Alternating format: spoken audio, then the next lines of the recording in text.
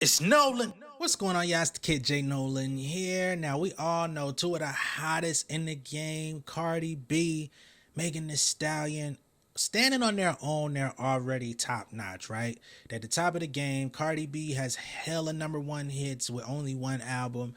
Megan Thee Stallion's been tearing up the charts. Her singles always do well. Her albums haven't been hitting the way that they should be. I hope she has a good one in store for us coming next year. But after quite a bit of criticism on social media, a lot of people have been looking forward to a Cardi B release of some sort. They're waiting on that album. They're tired of waiting. The fans have grown impatient. They've been in her DMs. They've been saying all type of crazy stuff about her. They're saying that she's scared to release the project. They're saying that she's scared to go head to head with Nicki Minaj releasing her album. Instead of answering them directly, she decided to make an announcement of a new single featuring Megan Thee Stallion. Now, we already know the first collaboration that they did, WAP, completely broke the internet. People were putting out think pieces galore. People were making TikTok videos trying to explain to their kids what WAP meant because they didn't want to tell them the real definition. We had the so-called Hotep black men coming out saying that their music was responsible for all the ills in society and that music video was the biggest piece of trash that they've ever seen.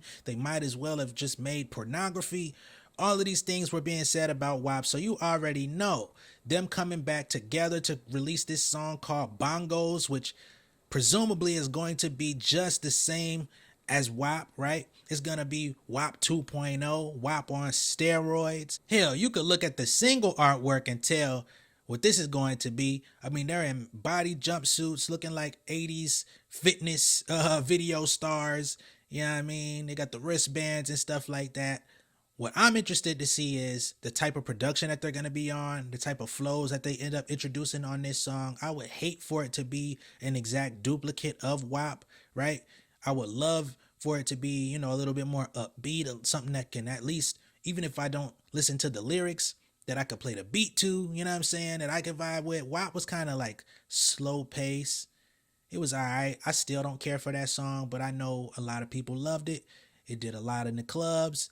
It did major work in the strip clubs. And at the end of the day, that's what they aim for. That's the type of music that they make. And you can't really criticize it because there's so many others, especially men, that specialize in that genre of music. But this new collaboration isn't the only good news that we're receiving on behalf of Cardi B and Megan Thee Stallion. There's been some brewing copyright issues behind the scenes, and those issues have actually been resolved. So number one, collectively, Cardi B and Megan Thee Stallion, they won a court ruling tossing out a lawsuit that accused them of stealing lyrics to their smash hit WAP, okay? And somebody also accused Megan Thee Stallion of stealing the lyrics for Thought Shit. August 29th, the decision was reached in court. The Manhattan federal judge said that the lyrics Cardi and Megan were accused of copying in their songs, Pussy So Wet and Niggas Wildin', were simply too unoriginal to be covered by copyright law. Judge Andrew Carter says the lyrics over which plaintiff asserts copyright protection are no more than common phrases employed frequently in popular culture and other hip-hop songs. This the shit that I be talking about. All you upcoming artists, I understand how desperate it may feel to be an upcoming artist. I mean, I'm an independent artist myself. I've been around. I've performed in every fucking venue there is in the city of Atlanta. I've maximized my individual reach out here as far as doing the little circuit and all that shit. At that point, you start reaching at straws. You start trying to discredit people. You try to make it seem like people are stealing your ideas when really you're just making unoriginal music. You're making simpleton ass lyrics that anybody could come up with.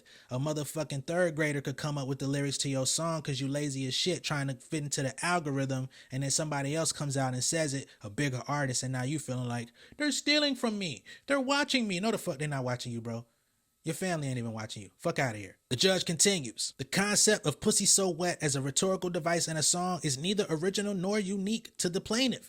Likewise, the defendants have provided examples of at least 3 songs predating this artist's song, which uses the same variation of the phrase, niggas wildin'. The ruling dismissed the lawsuit which was filed last year by Denise Jones. She's a rapper who performs under the name Niecy X. She accused Cardi B and Megan. She sued without the aid of a lawyer. She claimed that the stars chose to copy and paste her lyrics into their song. So she says copy and paste, like they were sitting around on YouTube watching her video. I think she has a song called Grab 'em by the Pussy. So she felt like y'all over here stealing from me. Y'all over here watching and jacking my swag, and now y'all want to run off with it. I'm sorry. No. Furthermore, Judge Carter said this lady Denise Jones not only lacked valid copyrights in those lyrics, but that Cardi and Megan's own words were not substantially similar to those in Grab 'em, the key requirement for proving copyright infringement. This phrase is used in different ways and has different meanings, such that an ordinary listener would not identify the defendant's lyrics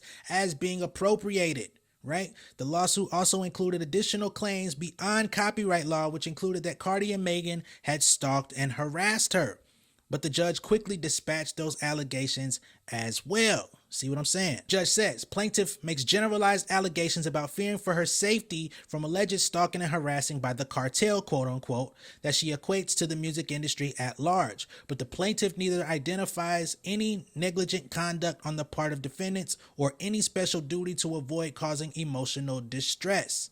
So all of her claims were tossed out. She gets to go back to wherever she came from. She gets to go back to the studio and try again, maybe make something that's worth hearing without creating false allegations, accusations, because this seems to be the move for a lot of people. They feel like, man, if I could get a judge to accept a copyright claim on my behalf, maybe this will get my name in the press. Maybe this will spark curiosity. Maybe this will finally get somebody from the mainstream industry to listen to my music. You're overlooking the fact that creating these false allegations actually erases all of your credibility. Any and all of the work that you did up to that point, if you were performing, if you were getting syncs, if you were going out of town, hitting up the studios with people that might possibly be working with these types of artists, they're going to distance themselves from you now, because it's like, man, you came out with this fugazi ass claim. I might have rolled with you if I felt you really had a case, but you came up with some bullshit.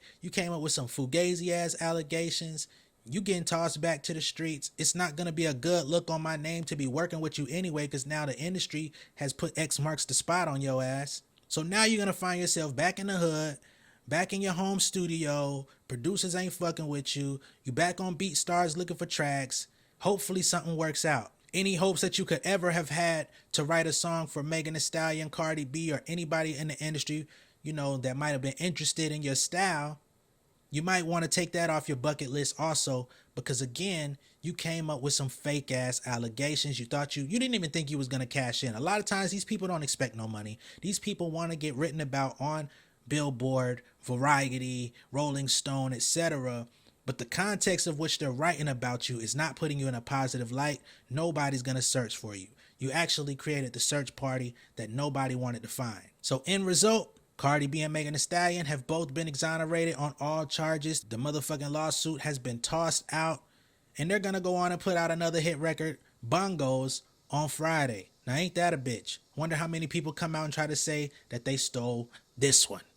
Let me know what y'all think down below in the comments. Be sure to like and share this video. If this is your first time seeing me on YouTube, go ahead and subscribe to the channel. Hit the post notification bell for all updates, and I will see y'all on the next one, all right? Much love and respect. Y'all stay safe out there. Peace.